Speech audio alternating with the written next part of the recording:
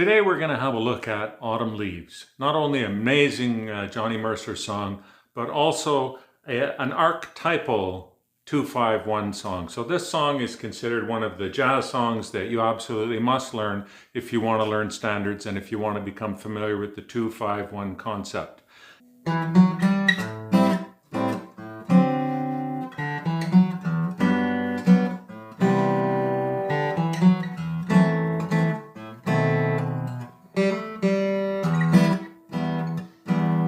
The falling leaves drift by the window.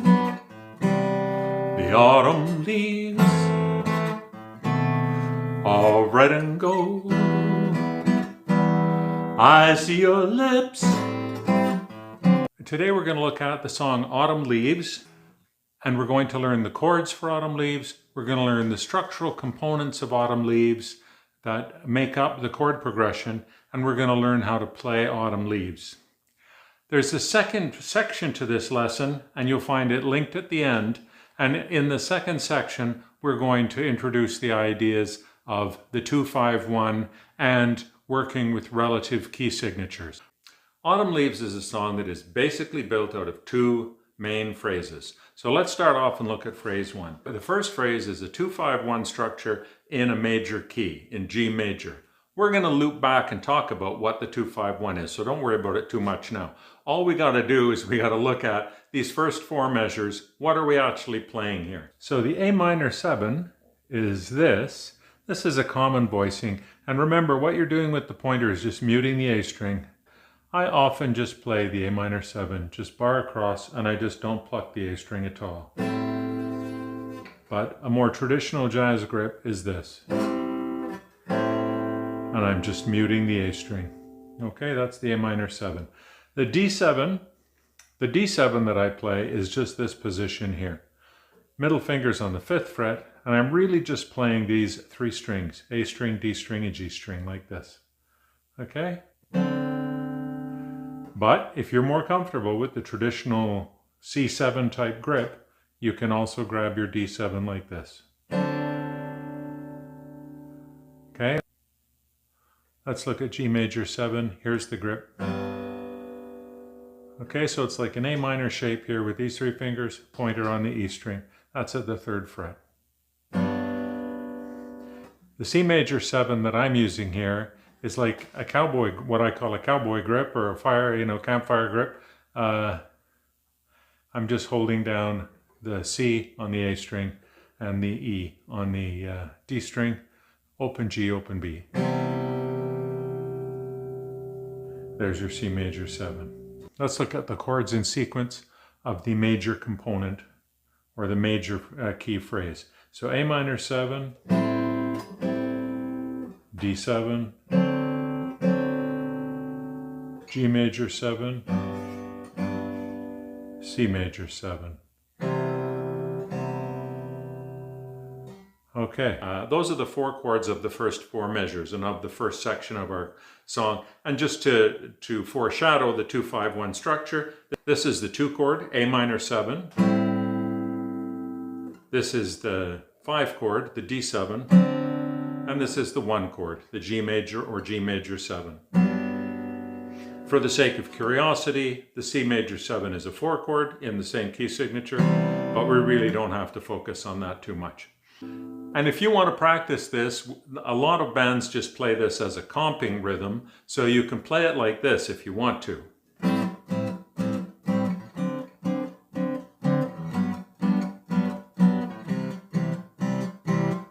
That's a simple way to practice, and you will hear it played like that a lot of times. The next phrase is the autumn leaves of red and gold. Okay, and that E7 at the end is kind of an optional thing. We often use it after the first pass when we're going to go and do a second pass. It acts as a kind of a turnaround. The minor chords are F sharp minor 7, flat 5, or F sharp half diminished, it's sometimes called. B7, again, I use the flat 9, okay, which is this note here. And This is the flat 9 grip, B7 flat 9. I play a slightly unusual E minor. Okay, it's basically a C major 7 with an E bass. Okay, so I'm playing D string, G string, B string here, and I'm skipping the open A and playing the open E at the bottom. Okay, so some people play at the end of the first pass, or the first repeat of that of the minor section after the E minor. Some people go to the E7. You can go to the E7 and again just use this C7 grip. Creates a nice tension to come back to, because the E7 is the 5 of A minor 7. So again, it's a 5-1 kind of resolution. E7, A minor 7. So let's look at the chords from the minor section. The first one is, first chord in the minor section is the F sharp minor 7 flat 5, B7 flat 9, E minor, and then optionally you can go to E7. Okay, so those are the two main phrases. Let's look at the second phrase. So the first phrase was a major 2-5-1 in the key of G. The second phrase is a minor 2-5-1 in the key of E minor. Now, E minor is the relative minor key to G major. And we're going to look at that in detail in a minute when we look at the 2-5-1 structure. So here's that whole first section. First phrase, the falling leaves drift by the window. Here's the second phrase, the autumn leaves of red and gold. I see your lips. Okay, so now structurally what happens next is we just do the exact same thing a second time. I see your lips, first phrase, the summer kisses. And now into the second phrase again, the minor phrase, the sunburned hands I used to hold. When I get to the end of the second repeat, I'm just going to stay on the E minor there, because now I'm going to a different section of the song. Although, interestingly enough, I'm just going to use the same sets of chords. Okay, so here's the B section, and we're just using the same two phrases, but now instead of major first and then minor, now we're going minor first and then major. Okay? Since you, minor phrase, went away, F sharp minor 7, B7 flat 9, E minor, and soon I'll, now A minor 7, major phrase, hear old winter's song. And then the minor phrase, but I miss you most of all. And then here we get the interesting part. Okay, so this section at the end, but I miss you most of all, my darling. So the darling, and then the following measure, the breather measure, that's a 2-5 to the D, and then a 2-5 to the C major 7. So the 2-5 to the D is E minor 7, and then traditionally it's an A7 after that. And then the next measure goes G minor 7,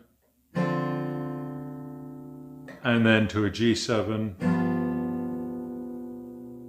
and that takes us back to our C major 7 that we play here.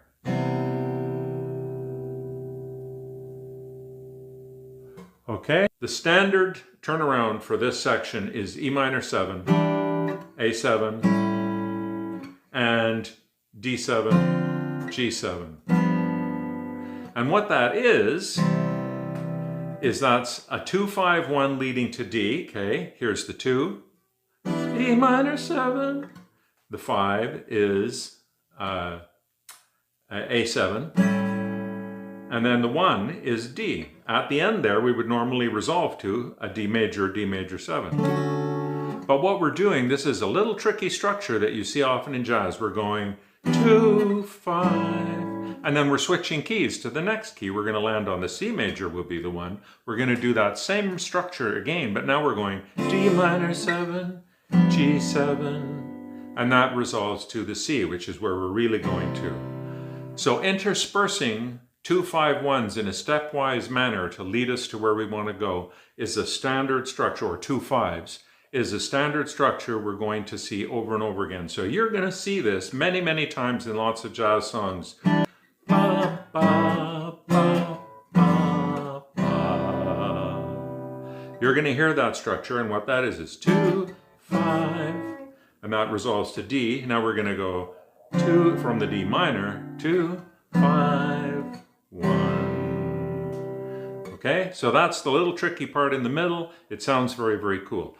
The chart I'm using is from the Real Vocal Book, and in the Real Vocal Book, they're playing a slight reharmonization of this. So in the Real Vocal Book, this passage is played, but I miss you most of all, my E minor 7, E flat 7, and then I do the same step down, D minor 7, D flat 7.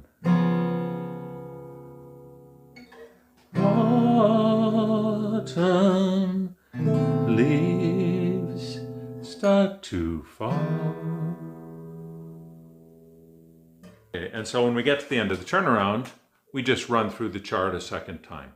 So today we looked at autumn leaves, we looked at learning the chords for autumn leaves and how they flow. We looked at the structure of the chord progression. We talked very briefly about 2 5 1, but again, if you want to know more, if you want to gain a better understanding of 2 5 1 and have a look at where it lives on the guitar and how to make sense of it, especially in 2 separate key signatures, have a look at the video over here that's going to break that down for you. There's another video over here to introduce you to some other jazz songs. Have fun and come on back and visit me again soon.